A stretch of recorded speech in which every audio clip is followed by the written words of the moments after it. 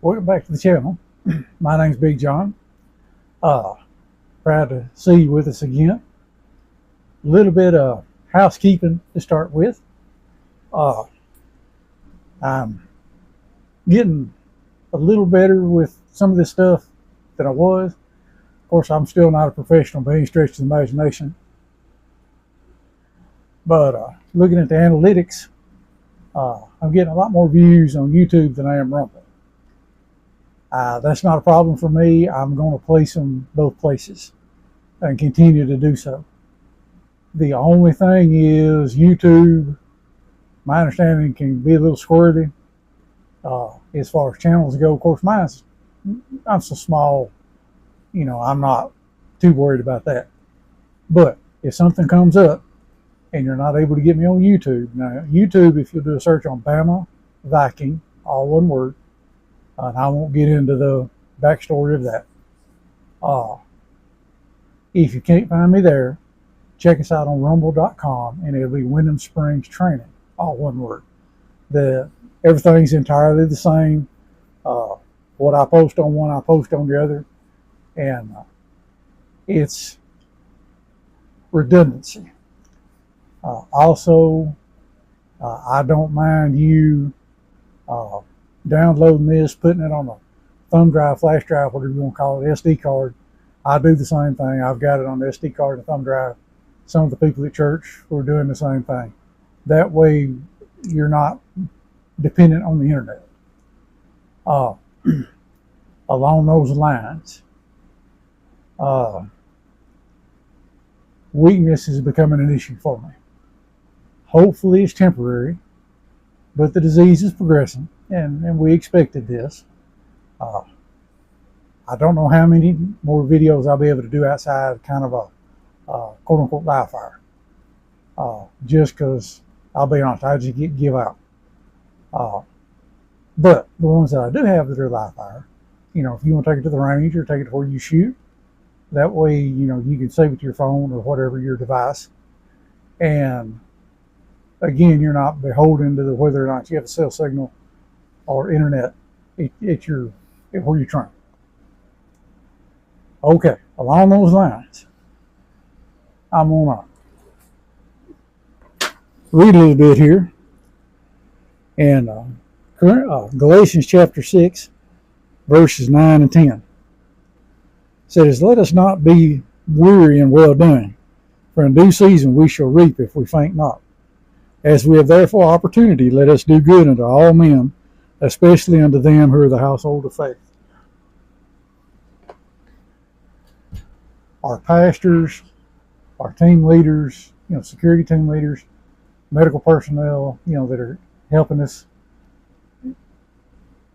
don't give up.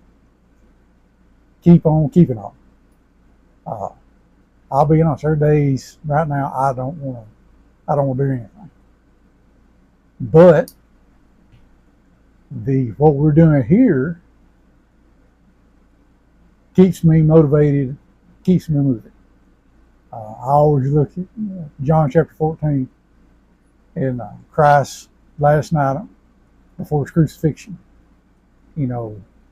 If you had something to tell somebody and you knew that your time was imminent, what would you tell them? Well, that's kind of what I'm doing now. I hope I've got more time. I hope my body would respond to this. It still may. That's in the Lord's hands. But if not, and I'm not around physically, I can be around electronically, I guess, for lack of a better phrase, where maybe I can help somebody. So, last bit of housekeeping. You hear this every time you go to a YouTube channel, whatever.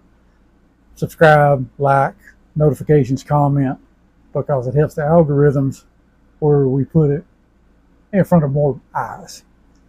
I'm not doing this to get rich or influential. I don't want to be a creator, content creator, or a social media influencer. I just want to be able to help our churches and our families to be more secure as it progresses. So, That's going to segue into what we're going to talk about today. Now, today we're specifically talking about church security. This could apply to a lot of things. Those of you that have kept up with the news, and I'm not going to get into politics, I promise. I get in enough trouble getting into religion sometimes. But, Mr. Trump, they attempted suicide. Oh, goodness. An attempted assassination of him a couple weeks ago. I don't know what people think people are going to do. You call a man basically Hitler for 12 years or 8 years or whatever it's been, and then somebody takes a shot and, I'm surprised. I'm flabbergasted that this actually happened. Well, they're doing the same thing to us as Christians and believers. They use the same rhetoric. We're Nazis, we're homophobes, Islamophobes, xenophobes. I'm going to chase a rabbit just a little bit. I'm not a xenophobe, I'm not a homophobe, I'm not a Islamophobe. To have a phobia is an irrational fear. I'm not afraid of these people. Do I condone what they do? Absolutely not. I think they're wrong. But I'm not scared of them. And I can love them in Christ, but not condone their lifestyle.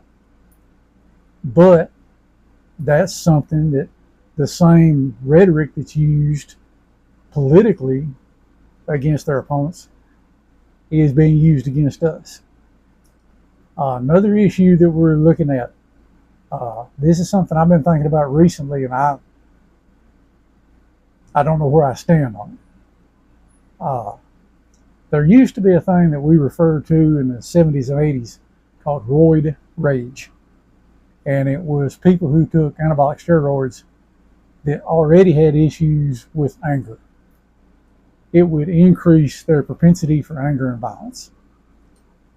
We're taking people, young people, and giving them drugs. I'm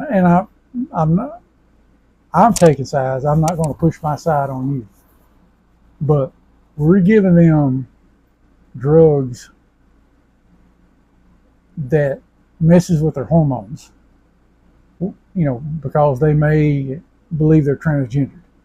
Now, you come down on any side of that you want to. But I just don't know what effects. I don't think anybody knows what effects these hormones are doing to these young people. It's my understanding when you start looking at the last few active shooters, a lot of them were non-binary, transgender, you name it. Were they all on hormone blockers? I don't know. But there is that possibility. The increases of risk. Our greatest risk to churches, though, will be people we know. Now, I'm not going to get into all the statistics because I want this to be somewhat universal in time. And these things change over time. But the vast majority of people that we will deal with, if we have an issue, will be people we already know. It's not going to be rank strangers. It's not going to be a ISIS, probably, or the Taliban coming in and screaming Allah Akbar with AKs. It's going to be Bubba down the road. Him and his wife are having marital problems, child custody issues. These are the things we're going to be dealing with. So, along those lines, let's look a little bit about security. There's an old saying is, if you're fighting them at your mailbox, you've already lost. Well, as a church, there's a fine line. There is my father-in-law, one of his favorite words is balance. And it is very appropriate at this place.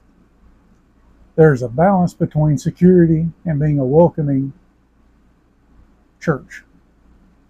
We want to be secure, but if we've got concertina wire, claymores, everybody's walking around plate carriers and they all are slung, and that's not a very welcoming or a loving environment.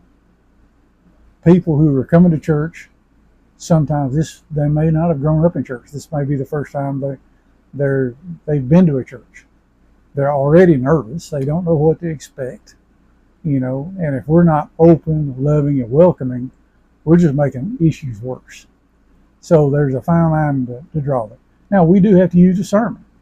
if they come in, it's 105 degrees and they're wearing a trench coat, I ain't saying you got to pat them down, but at least keep an eye on them, So when we look at security teams, and each church, of course, you know me, I'm Baptist, and each Baptist church is an autonomous group of local baptized believers, do things how they want to do things. So I'm not telling y'all how to do it.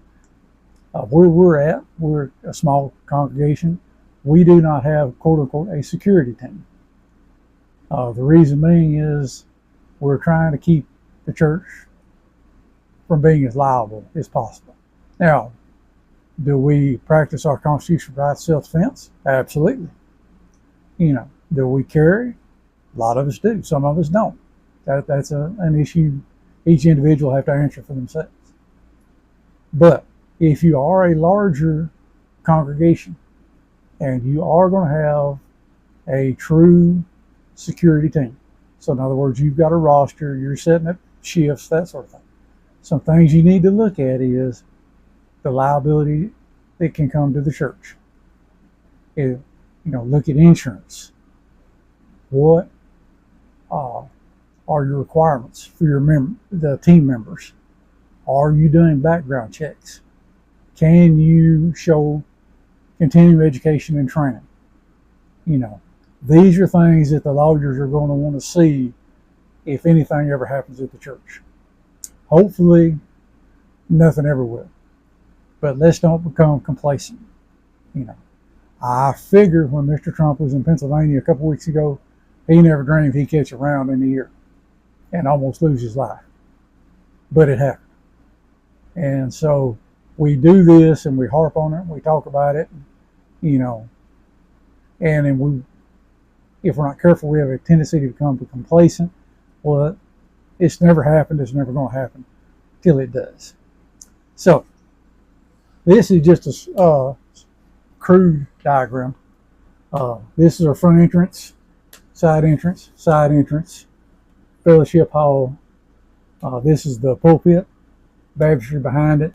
We've got an entrance coming from the fellowship hall into the auditorium, pews. We've got an aisle here, an aisle in the center, aisle here, the vestibule, men's women's bathroom. Ideally, we don't want to engage anybody here. One of the main reasons is clear fields of fire. If it comes down to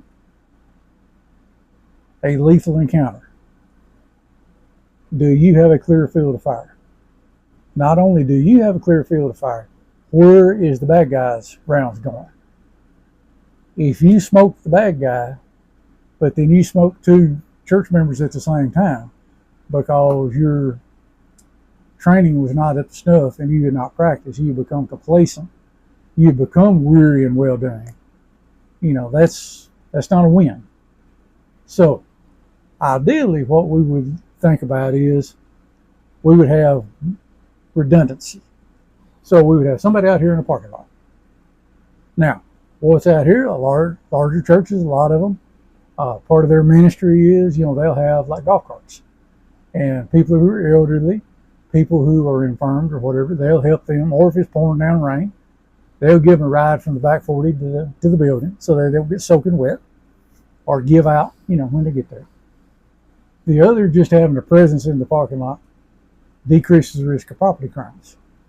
Now, personally, I don't care about property crimes. Lock your cars, don't have anything valuable laying out that people could see. But if somebody breaks in your car, that is not worth getting killed over or killing somebody over. But just having somebody out, maybe giving them directions, how to get to the Sunday school classes, for the kids. Where's the bathrooms? That sort of thing. Again, be welcoming, be loving. But worst case scenario, we've locked our doors. Again, that's entirely up to y'all how you want to do it. Maybe we made a pass or two through the parking lot during the service. Another thing, when you look at a church, that sets us up at a disadvantage. People already know our schedule. Right? You've heard me talk about patterning somebody or being patterned. Well, we've got on the sign what time the services are. Most people know Sunday school lasts an hour, church service lasts an hour. So Sunday morning, you generally got 45 minutes before preaching. The preaching hour, you've got an hour. Sunday nights, you got an hour. Wednesday nights, you got an hour. But you can kind of do anything you want to because you pretty well know everybody that's going to be in here. They're not going to be in the parking lot. All things being equal. So if you make a pass out here occasionally, and you don't have to do it every time, and again, don't pattern yourself as best you can. But that may decrease the risk because what they may look at is, hey, let's go down the road to this other church. There's nobody in the parking lot. I joke with everybody at the church, bring your empty shell casings and spread them in the parking lot. I want to see 9mm 45 ACP, 40 Smith & Wesson 5.56, 7.62 to 39, empty brass laying in the parking lot. Maybe they'll go down the road and engage somebody else instead of us. But again, worst case scenario, we've locked the doors. Hopefully we've got some way of monitoring our routes of egress and ingress. So we've got a camera looking at this door, and this door. Maybe have a camera in the parking lot. Just whatever you can do on that. You really want to get fancy, they have them where you can set up like on your crash bars or on your outside doors, where you can basically mash one button and lock the whole world out. You don't have to go to each individual door to lock it. But somebody gets inside, okay? It becomes lethal. Now, we're going to talk a little bit at the end of de-escalation. But let's just say worst case scenario becomes lethal. So we have to smoke him. He's down. Okay. First thing we need, everybody's attention and focus is going to be on what just happened. We don't know if he's alone. What if there are other people? We need somebody making sure he's down, he's no longer a threat. Somebody's taking care of medical. But somebody got their eyes on entrance and exits. Okay? Shooting a year or so ago, I believe it was in Texas. Guys came in, they tried to de-escalate, couldn't. Made an excellent shot, dropped him like a sack of taters. But everybody's focus, he was on this side over here. Everybody's focus was on, as Colonel Cooper used to call him, the goblin. Nobody was watching.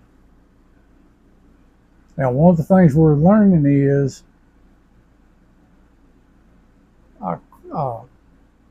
threats are becoming multiples now, as opposed to individuals. Now, there again, chances are, it's Bubba. Bubba got drunk. He's mad. He thought the preacher's turned his wife against him because she's leaving him. She's getting the kids. And he's coming to set things right. But we can't assume that that's what it is. So, one person calls 911. We don't need 15 people calling 911. Several years ago, I went to our 911 office here locally. I said, listen, if we have a medical emergency or any type of emergency, what can we do to make it easier for y'all? And their number one thing is one person call 911. Because what happens, of course, everybody's got cell phones. Now, at that time, our church, we didn't have a cell signal, so that wasn't an issue. We were going to use landlines. Only one was calling anyway.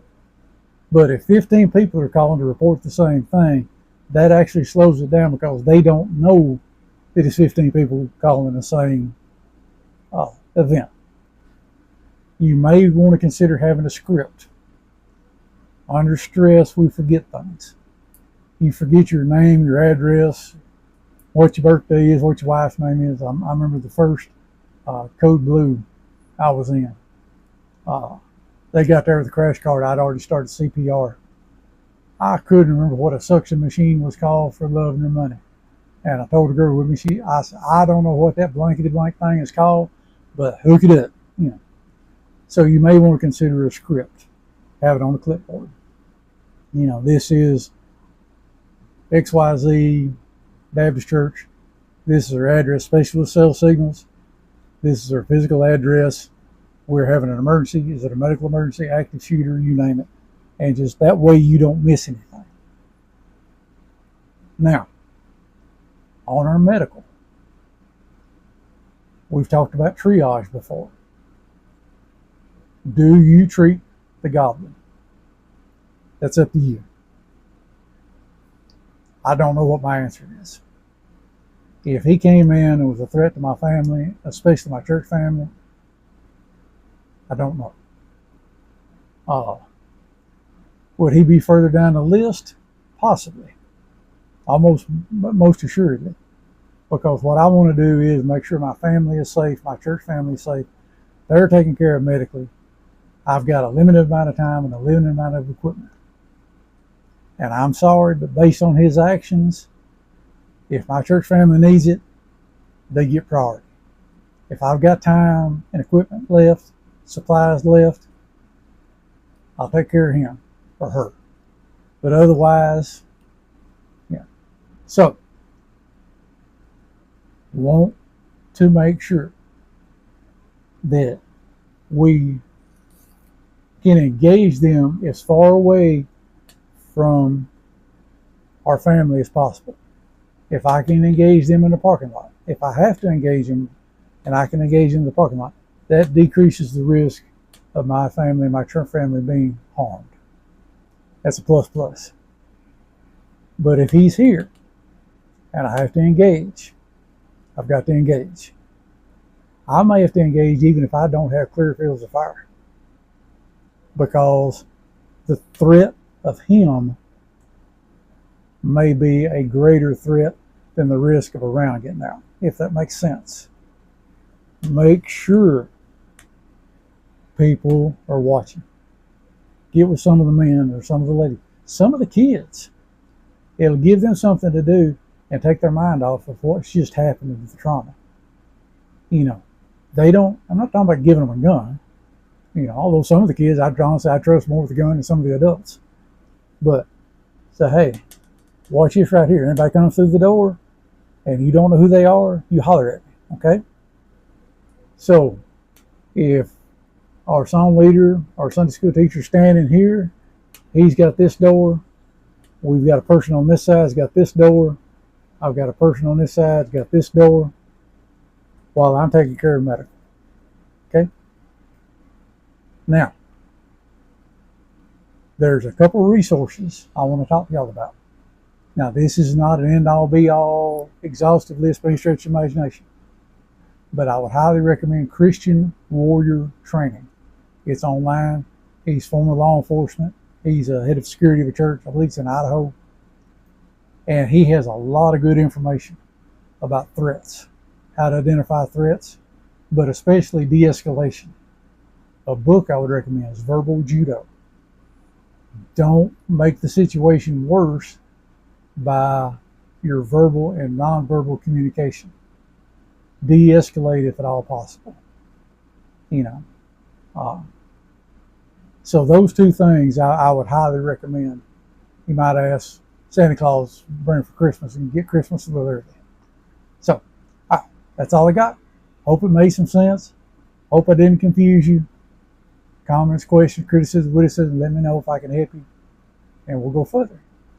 And I appreciate your time, honestly. I don't take lightly the time that you spend here. I don't want to be a waste of time. But if you do find it beneficial, please pass it on. Again, there's information everywhere. I'm not the only one who does this, and by far I'm not the best at it. But at least get you started, get you thinking, and get you somewhere to go from there. So until I see you next time, hope you have a great day.